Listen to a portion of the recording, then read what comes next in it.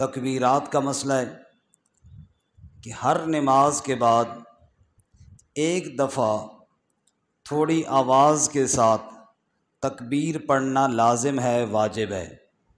تکبیر کے الفاظ یہ ہیں: اللہ اکبر، اللہ اکبر، لا الہ الا اللہ، واللہ اکبر، اللہ اکبر، وللہ الحمد۔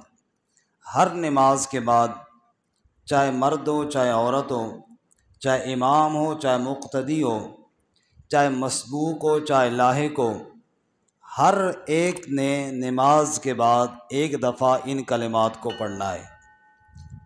اس سلسلے میں ہمارے ہاں کچھ کوتاہیاں یہ ہوتی ہیں کہ جو شخص جماعت کی نماز کے ساتھ نماز پڑھتے ہیں وہ تو تکبیر پڑھ لیتے ہیں، جن کی رکعتیں رہ گئی ہیں، جو مسبوق ہیں بعد میں اپنی نماز پوری کریں گے، وہ نہیں پڑھتے، یا پڑھتے بھی ہیں تو اتنی آہستگی کے ساتھ کہ ساتھ والا بھی نہیں سن پاتا، دل میں پڑھتے ہیں۔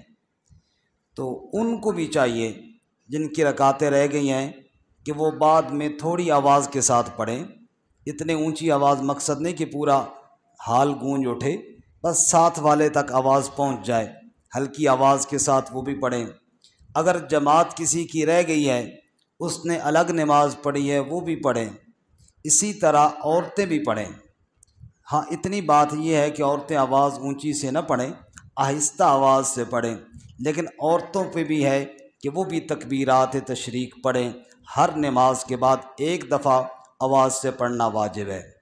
بعض لوگ ایک دفعہ بھی نہیں پڑھتے اور بعض لوگ ایک سے زائد دفعہ اونچا پڑھتے ہیں، جبکہ اونچا پڑھنا ایک دفعہ لازم ہے، باقی تو جتنا زیادہ پڑھیں اتنا ہی اجر ہے، لیکن اونچی آواز سے صرف ایک دفعہ واجب ہے۔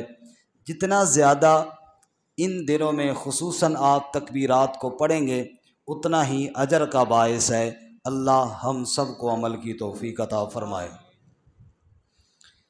9 ذو الحجہ سے لے کر 13ویں کی عصر تک، یعنی اس دفعہ یوں سمجھ لیجئے کہ اتوار والے دن فجر سے لے کر جمعرات کی عصر تک ہر نماز کے بعد ایک دفعہ ان تکبیرات کو پڑھنا ہے۔